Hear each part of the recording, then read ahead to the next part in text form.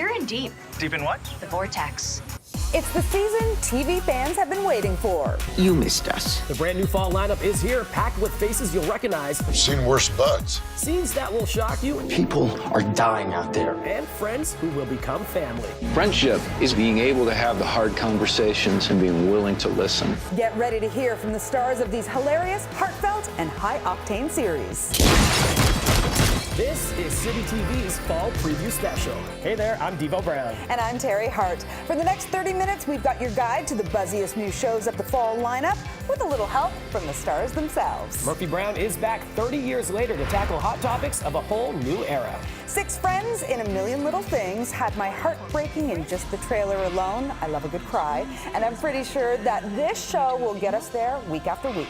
And single parents will have us crying for a whole different reason. With this hilarious ensemble cast, the LOL factor is seriously high. But first, you'll be screaming OMG as you buckle up for the premiere of Manifest. Josh Dallas and Canada's own Melissa Roxburgh star in the new time warp mystery drama, which begins on an airplane and turbulence is expected.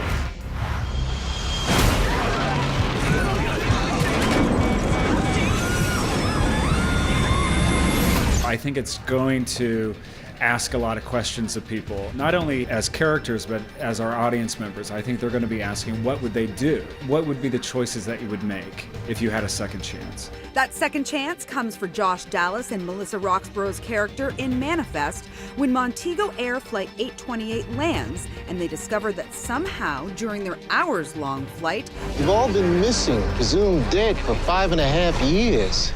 And their families, friends, and colleagues who had given up hope of ever seeing them again have moved on after their apparent loss. But as their new realities become clear, a deeper mystery unfolds. I walked out of the pilot just reevaluating everything. There is a ton going on here. Yeah. Does it fit into a genre? It's a drama in a mystery genre. Yeah, it's got those two things, and at the heart of it is a family drama. It's about these characters. It's about this extraordinary thing that they're going through and how they deal with it. I think it's a big concept to get your head around. Does it have that kind of filmic element to it because it is so high concept? Yeah, I think it is cinematic, and I think it deals with big ideas. And, you know, what's bigger than redemption and destiny? And redemption is exactly what Dallas's character Ben is looking for. He has a great and fierce love of his family, of his wife and his 2 kids. But, you know, he definitely has cracks. He definitely has faults. And I think that's also a great thing about the story, about the idea of having a second chance, is that as Ben goes on this mission to figure out what happened to them, it will lead him on a path to his own redemption. I think the allure of it is the uncertainty of what these characters are going through. So there's going to be so many questions about what this mystery is. And these 2 characters, Michaela and Ben, are going to set off on this road to find out what happened. Returning to TV to tackle the issues head on, like the recent spat between President Trump and Prime Minister Trudeau. I think, as Canada, one of the most recently insulted countries, I think an alternative voice is necessary. It's the exact right time. You know, we were always a show that was about the intersection of culture and politics. And we, you know, had an election. If there was a show that needed to come back, it was ours. We just look the lion in the mouth. When the lion is a U.S. president and plot lines include Me Too, immigration, and fake news, well, this team is bracing to get bit. I don't think they're going to be writing us any fan letters. I would also hope that we get a tweet or 2 from the current president. That would be fun. He doesn't take criticism well, that's for sure. We're just going to see. One thing Bergen isn't expecting, a repeat of her date with the Donald. It was about 75 years ago, and I think I was 18 or 19. But yes, we did have one date. I was home very early, and that's all I remember. So it went well. Yeah, it went well for me. If the Prez is watching the Murphy reboot, he'll see Baby Avery is all grown up. Jake McDormand stars as Brown's son, who followed his mom's footsteps right onto TV. We're on 2 separate shows at the same time slot. So we're direct competitors. Is there a lot of clashing, or are you aligned? There's definitely clash.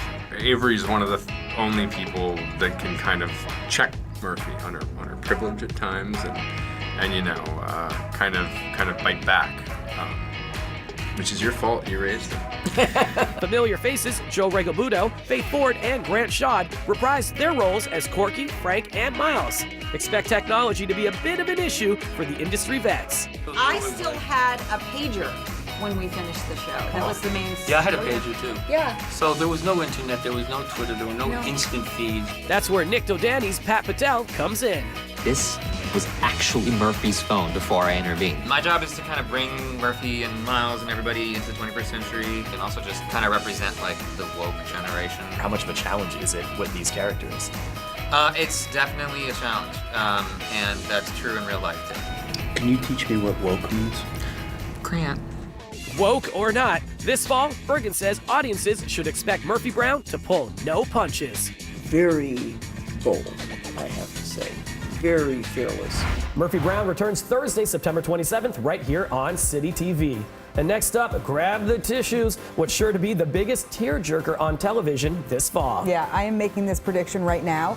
A Million Little Things is going to make us cry a million little tears. You're not gonna believe this. John killed himself. I cried at the trailer. So mic drop for both of you. It's working. Do you want that huge emotion from people for the show? I cry on set all the time, so I guess that's kind of the same thing. We're hoping. Friendship isn't one big thing, it's a million little things. That idea guides this new drama about a group of friends from Boston who bond under unexpected circumstances. It boasts an ensemble cast that includes David Gintoli and Christina Ochoa, who I caught up with to chat about the ideas the show explores and the tough topics it doesn't shy away from. It brings up that question of how well we think we know each other and how much we actually are sharing. But are we sharing the important things? There's social media, there's everything, and then it's funny how none of those are really the moments where people let you in. You catch glimpses of who people are in these very minute and nuanced moments instead. I think that that's what's so beautiful about this show. With men, there's like this epidemic of kind of loneliness. Tell me one good thing that's happened because of this. One. If you hadn't called to tell me about John, I would be dead right now. I think our show kind of explores that with guys. I've actually kind of thoughtfully started investing more in, you know, all my friends. We don't really know each other. I love the age of the characters that are in A Million Little Things. I love that they're not in their 20s. I think that it's wonderful, especially because it shows the beauty and kind of the charisma that these characters have and that people in their 30s, 40s, and 50s still have. And, you know, I think that it's where our life is and where the interesting stories are. The last time we said anything deep was when we were in that elevator. Why do you think people look to television to explore such big emotions? With TV, it's a catharsis. Our faces are right up in your grills and we're going through things, and hopefully we're going through them honestly. And so it's really cathartic to see that take place. The relatability is going to be real when A Million Little Things premieres Wednesday, September 26th. Now, from a million reasons to cry to a million reasons to laugh. That's right. This fall, City TV brings you the edgy family comedy, Single Parents, which stars a lot of familiar faces. I sat down with the ensemble, and they all agree on one thing: who keeps them in stitches. Oh, this is bad. Single Parents follows a group of, you guessed it, single parents as they struggle to raise their kids and maintain a personal life. We're not great parents, we're just doing the best we can. We don't volunteer, we just try and survive until a time in the day when it's appropriate to open wine. Sitcom veteran Brad Garrett joins an ensemble cast that includes Gossip Girl's Leighton Meester. Both are sure you'll fall in love with this ragtag group of characters who have their own unique flaws. I'm a widow. My wife was an exotic dancer who passed. Obviously some type of disaster on the pole. He's in a constant middle life, crisis, and he's just trying to stay above water. You're in deep. Deep in what? The vortex. That place where you're so wrapped up in your kid that you've lost all touch with your adult life. She's a little, hardened. She's kind of had to go her entire kid's life without relying on anybody. And then Will comes into the mix and completely messes it all up. Why do you have this? I've never seen that before in my life. Your wallet is in here! Saturday Night Live alum Taron Killam plays Will, the keener newbie who's lost all sense of his identity outside being a dad. His chairs are all beanbags, and there's a trampoline in his living room, and there are more juice boxes in the fridge than beers. Killam is a hit amongst his castmates who can't stop singing his praises. Who would you say of the cast is the funniest person? You know Taron, I would say Taron. I am single. Always try to get that out there, just never quite sure how to work it in. He helps just keep the set really, really light. He kind of takes us to comedy school, all of us. Between this guy and Brad Garrett, I mean, it's constant comedy. It's nonstop. Kimberly Lewis and Jake Choi round out the cast, along with their pint-sized co-stars who steal the show. They found some really funny, natural kids. You're a disaster. Preach. They kind of are like little moms and dads. Yeah, they And are. they kind of wrangle us They because take they're care more of us. professional than we are. Yeah. I wish I was as cool as the kids on Yeah, our show. for sure. My daughter is Sophie, played by Marlo Barkley, which sounds similar to Gnarls Barkley, which is Crazy! Who are these people? They're my village. Ruined it. Look, let's forget about this, officers. Go ahead, get yourself something nice. Sir, put the money away. Single Parents Gets Crazy, premiering Wednesday, September 26th on City TV. Coming up after the break, Listen, this is probably going to be your greatest interview ever. you heard it, the greatest interview ever with David Alan Grier, who tells us all about hanging out with the cool kids. Welcome back. It's a dystopian future where Marvel's Merry Mutants, the X-Men, are no more. City TV is proud to bring you The Gifted, and season 2 picks up with a pregnancy that's sending shockwaves around the world. I know her powers. I know what they feel like. Get ready for the dawn of the mutant age. She's preparing for war. But which side will lead the revolution? The Gifted Season 2 sees Blink, Eclipse, Thunderbird, and more return to fight for the mutant underground. Some mutants still believe the failed dream of the X-Men. On the other side, the Hellfire Club's Inner Circle, which adds to its rank the Stepford Cuckoos, a set of telepathic triplets, all played by Skylar Samuels. Those are some tricky girls. They're up to no good. And season 2 is great. We get to see a lot more of the Hellfire Club. And you know, these girls, they're nuts. And we get to know a little bit more about each of them and how they interact with each other. Caught in the middle of these rival factions is Emma Dumont's mistress of magnetism, Polaris. There's no good or evil in our show. Always It's evil. just people doing what they think is right in the moment with what they've been given in life. It's people just playing with the cards they've been dealt as best as they know how. Besides the high-flying mutant action, the cast says The Gifted's true strength comes from diversity. I don't think there's been a more diverse cast assembled in a very long time. And it's just casting people that were appropriate and that mattered and that they cared about. I think the message that we send is that people from all backgrounds can all be extraordinarily good looking. The Gifted Season 2 comes to City TV Tuesday, September 25th. And now it's time to check in with the cool kids. Yeah, this raunchy old folk sitcom is inspired by the creator's time actually working in a nursing home, and it features the return of one of my favorite comedians to TV. The Cool Kids is sure to get laughs out of audiences of all ages. Look, lady, I don't know who you are, but you can't sit there. Why not? Who are you guys? The cool kids? Damn straight we are. How funny is the Cool Kids? It's real funny. Take it from the expert. David Alan Grier stars as Hank in The Cool Kids, one of 3 top dogs in his retirement community. But that status is threatened by the new kid on the block, a rebel named Margaret, who is played by the one and only Vicki Lawrence. I can drive you guys. I'm driving. Which one of these dials is your speedometer? I don't know. It's not my car. So I'm driving a stolen car. The result? Something a bit like high school with 70-somethings. How much do you think this demographic is underrepresented on television? Well, their demographic, you know, I am 39 and a half years old, but I'm told that the elderly folk, I think it's an underserved demographic. I am excited for the show across the board, but I'm going to put my cards on the table and tell you. Yes. Here we go. Having Vicki Lawrence back on television. What? Can we take that back and do it again? Okay, go. You're saying you're excited because... You're back on television. Me too! Okay, but all kidding aside, I really am excited about the return of Vicki Lawrence, who some of you may remember best for all of the memorable characters she played on The Carol Burnett Show.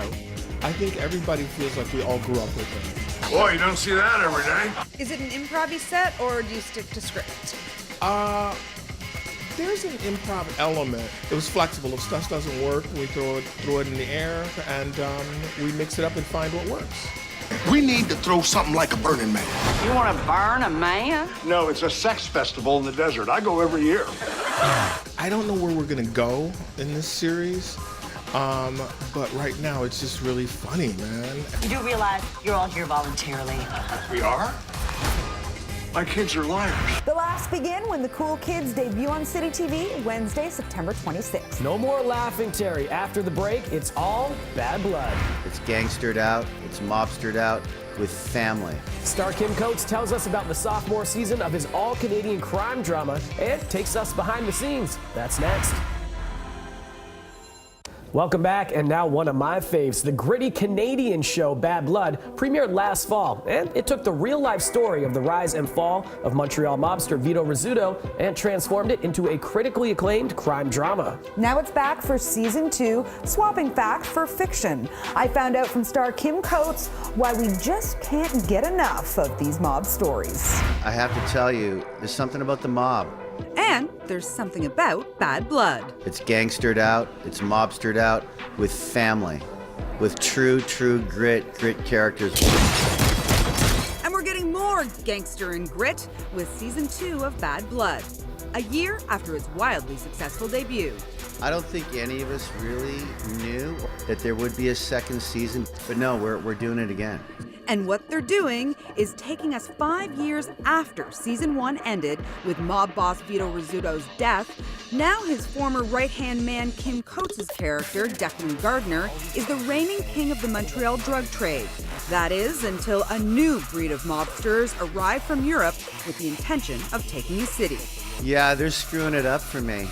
How dare they? Does it somehow free you up that, you can take these characters into places that is about Declan, not about a true story? Yeah, I think so. I mean, now that Vito's gone, it is Declan's story. So there is an added maybe pressure on myself to catapult that story into what we want to see happen. Why do you think we are so consistently fascinated by mob stories? It's about loyalty and family, and it's fun to watch. And I really do think that Canadian stories, good Canadian stories, and if they're told well, shot well, acted well, directed well, they match everything that's going on in the world right now. Here. Meanwhile, find out everything that's going on with Bad Blood when season 2 of the original series premieres Thursday, October 11th on City TV. Oh, I'm so stoked for that. Coming up after the break, a quartet of brilliant women. Their stories haven't really been told before. The bond of the Bletchley Circle continues with a brand new spin-off set this side of the pond. It's a window into a part of the past that few know about. The brilliant women who worked as code breakers at Bletchley Park during the Second World War. Yeah, but now the story is moving across the Atlantic for the Bletchley Circle, San Francisco. And their stories haven't really been told before because these women were sort of discarded after the war. They had to sign this Official Secrets Act. And they just didn't blow their own trumpets, sometimes not even sharing it with their own families. A companion to the British series that wrapped up 4 years ago, the spin-off of sorts reunites viewers with 2 familiar faces, Jean and Millie. It's the same, but it's different. Different due to the fact that the women have traveled to San Francisco to use their code-breaking skills to solve murders in that city. There, they joined forces with 2 American women who worked as code breakers this side of the pond during World War II. Iris was a codebreaker. She has a musical background, and so there's something to be said in the mathematics of music that she's able to just sort of see things very clearly. Haley Yarner is firecracker. She's an engineer, and she's kind of, I like to think, the muscle of the show. And the Bletchley Circle San Francisco is all about smart women and girl power. The unique aspect of it is these bright women, and that's our only function, is to use our brains. We're not there as a counterpart or a foil to a man, or we're just there in our own right, or flag waving for all the bright birds that were unsung heroes during the war. You can have a show with 4 female leads that is terrific and is strong and is, charismatic and has guts. Guts, check. History, check. Fun, check. The show is entertainment. Yeah, I mean, it's not a documentary. It's not. We're taking the idea of these brilliantly bright superheroes with handbags and of their vast intellect and putting that into a format of entertainment. Catch the brilliant fun of the Bletchley Circle San Francisco every Friday night on City TV. And of course, we have returning favorites Modern Family and Bob's Burgers. And as of September 30th, we're your home for Bart, Lisa, Homer, Marge, and Maggie. The Simpsons are coming to City TV. Oh! Happy viewing. Thanks for watching.